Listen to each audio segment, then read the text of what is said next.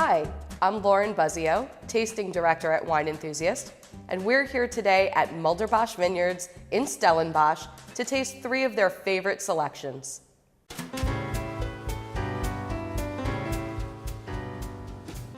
Mulderbosch Sauvignon Blancs are sourced from a wide variety of vineyards throughout the Western Cape. South Africa is a warm to hot climate, so we need to look for sites that have some cooling influence. And the first thing that I notice when I look at the Mulderbosch is Clear, slightly green, pale yellow color.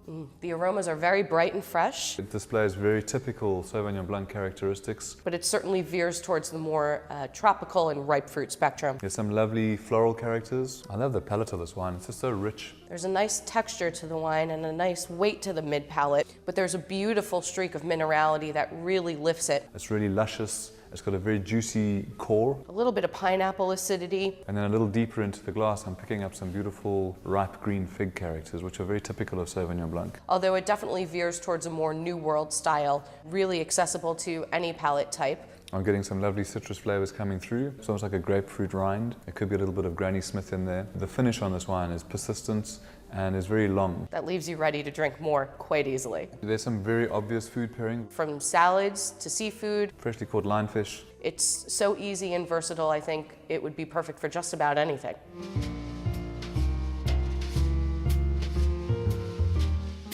At Mulderbosch, we're really aiming to produce the highest possible quality Chenin Blanc that we can. I love South African Chenin Blanc. I think it's one of the most interesting and versatile grapes that winemakers have to work with. It's almost like giving a great artist a blank canvas and saying, paint whatever you want to paint. So this really is a winemaker's dream in South Africa. The 2012 Mulderbosch Chenin is a blend of various vineyards from around the Cape. I get a real kick out of walking into a vineyard that's older than myself, and it has this kind of continuity from one generation to the next.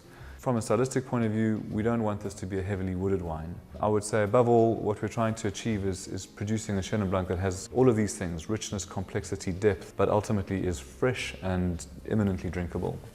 It's still very vibrant. It's got a slight green hue on the rim. Looks quite brilliant, certainly clear, always a good sign. There's a really elegant and layered bouquet to this wine. There's some beautiful ripe stone fruit. I'm getting a lot of apricot. A little bit of honeycomb and a little bit of sweet spice. A hint of barrel fermentation. But then beneath that, you certainly get some floral accents. Wines that are made from these very old vineyards just seem to have a certain equilibrium. Let's have a sip. I just love the palate. It opens up, it's very fleshy. There's a really nice roundness with a nice mineral streak. It feels like a very fresh mountain stream. I'd say that this wine is mostly in the fresh and fruity style. And then it's got a fantastic length to it. The finish is really remarkably bright with a lot of citrus tones. So this is going to improve in bottle over the next 10 years. I could certainly see drinking through this entire bottle with a nice fresh steamed lobster. And with kind of pasta dishes. As well as even pork chops. Chenin's the go-to wine in my household.